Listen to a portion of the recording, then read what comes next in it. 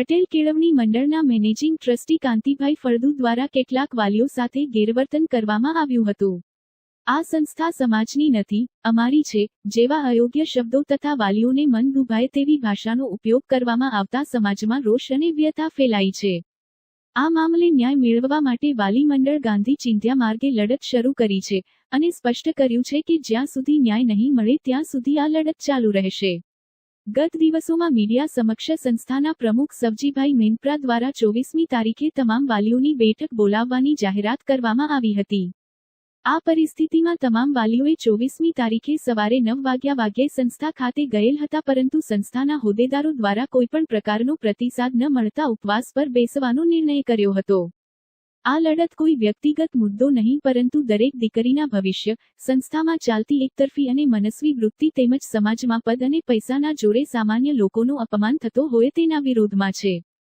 પરંતુ આ સંદર્ભે જૂનાગઢના ધારાસભ્ય શ્રી સંજયભાઈ કોરડિયા અને શ્રી ઉમિયા માતાજી મંદિર ગાંઠીલાના પ્રમુખ અને સામાજિક આગેવાન શ્રી નિલેશભાઈ ધુલેશિયાની ટેલિફોનિક સમજાવટથી અને શ્રી ઉમાધામ ગાંઠીલાની યુવા સમિતિના અધ્યક્ષ શ્રી વિંસભાઈ હદવાની, ઉપાધ્યક્ષ શ્રી પ્રતિકભાઈ મોરી, ઉમાવંશી ગ્રુપના પૂર્વ પ્રમુખ શ્રી રાકેશભાઈ ધુલેશિયા, રેનીશભાઈ મકવાણા તથા અન્ય વડીલો અને યુવાનોની વિનંતીને માન આપી વિદ્યાર્થીઓના હિતને ધ્યાનમાં રાખીને હાલ પૂરતું ઉપવાસ આંદોલન મુલતવી રાખવાનો નિર્ણય લેવામાં આવ્યો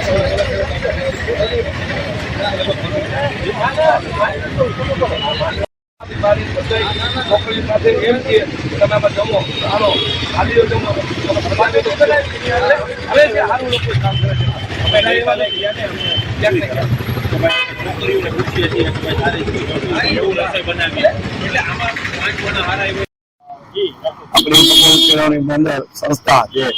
વર્ષોથી આ સંસ્થા દીકરીઓને અભ્યાસ માટે અને દીકરીઓને હોસ્ટેલ જે ચાલુ છે એને ધ્યાનમાં રાખી જે વાલી મતલબ દ્વારા ઘણી અસંતોષને ધ્યાનમાં રાખી કઈ ને કઈ બનાવ સંસ્થામાં બનેલા ધ્યાનમાં રાખી આ લોકો ઉપવાસ ઉપર બેઠેલા હતા અને એને જે કઈ વાલી મંડળને ત્યાં પણ જે ઘટના બનેલી હતી એને ધ્યાનમાં રાખી અને 3-4 મુદ્દા ઉપર આ લોકોનો પ્રશ્ન હતો એને ધ્યાનમાં રાખી કાલે જે આપણે 26 તારીખથી જે કઈ પરીક્ષા 10માની અને 12માની બોર્ડની પરીક્ષા ચાલુ થાય છે એને ધ્યાનમાં રાખી આ લોકોને બધા જે કઈ સંસ્થાના જે વાલી મંડળના બેઠા છે અમે લોકો આવી અમને વિનેશભાઈ બધા લોકો આવી દિનેશભાઈ ને બધા જે કઈ ધ્યાનમાં રાખી એ લોકો છોકરાઓને બધા સમજાવી કે ભાઈ જે વિષય છે એ કસ્ટમર સાથે બેસીને જે કઈ નિરાકરણ આવે એના માટે અમે બધા પણ ભેગા તમારી સાથે રહેશું અને વહેલી તકે આનો કઈ અંત આવે અને આપણા સંસ્થાની અંદર કોઈ પણ જાતના કઈ પણ ઘટના હોય આપણે આપણી રીતે સોલ્વ કરવી જોઈએ અને આપણે બધા ભેગા રહી અને આનું નિરાકરણ લઈ આવશું અને વિશેષ કઈ પણ જે કઈ બનાવને ધ્યાનમાં રાખી લોકોને પરીક્ષા પૂરી થશે અને પછી જે કઈ મીટિંગ બોલાવવામાં આવશે ત્યારે બધા સમક્ષ ભેગા રહી અને એનો વહેલી તકે એનો કઈક સોલ્યુશન થશે અને વડીલોના ધ્યાનમાં આવી વડીલો સાથે વાત કરી ચર્ચાઓ કરી શ્રીમતી સાથે અને પૂરું કરવામાં આવશે।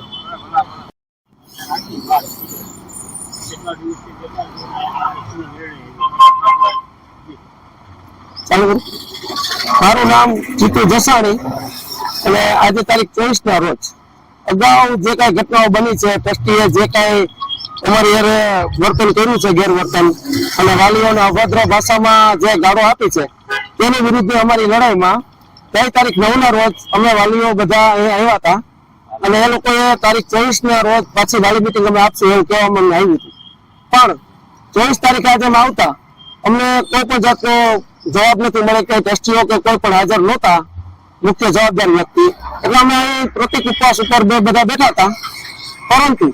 આ લોકો અત્યારે અમારા જે આગેવાનો છે વિનેશભાઈ છે, પ્રતિકભાઈ મોરી છે, રાકેશભાઈ ધુલેશિયા છે, રમેશભાઈ છે અને ટેલિફોનિકમાં સંજયભાઈ કોરડિયા, નિલેશભાઈ ધુલેશિયા ને સમજાવટથી અને અમને એવું કહેવામાં આવ્યું છે કે ભાઈ દીકરીઓની પરીક્ષા ચાલુ થાય છે કાલથી બોર્ડની અને કોઈ પણ સ્ટુડન્ટને કાંઈ પણ ખલેલ ના પહોંચે કે પરીક્ષામાં તમે પ્રતિક ઉપવાસ કરતા હોય એને ડિસ્ટર્બ થાય એવું આપણે નથી કરવું અને જો તમારી માંગણી અમે પણ ત્યાં પહોંચાડશું અને જો અત્યારે તમે મહેરબાની કરી અને આ અત્યારે તમારો પ્રોગ્રામ બંધ રાખો અને અમે એના બધા જ આગેવાનોની સમજાવટથી અમે આજે અમારો કાર્યક્રમ આજ રદ કરવા પૂર્ણ કરવાનો પ્લાન કર્યો છે. પરંતુ જો અમારી માંગણી સંતોષાશે નહીં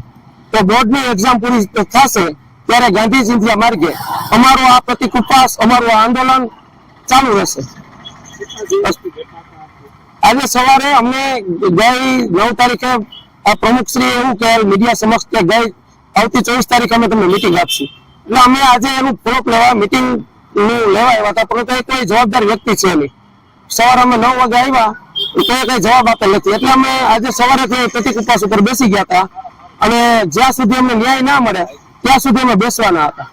પણ આ આગેવાનો બધા સમજાવ્યા છે અને બોર્ડની પરીક્ષાને ધ્યાનમાં લઈ અને અત્યારે અમે અમારો પ્રતિક ઉપવાસ પૂર્ણ કરીએ છીએ જ્યાં સુધી બોર્ડની પરીક્ષા ચાલુ છે ત્યાં સુધી. એ પછી જો અમને ન્યાય નહીં મળે યોગ્ય તો પાછું અમારું આંદોલન ચાલુ રહેશે.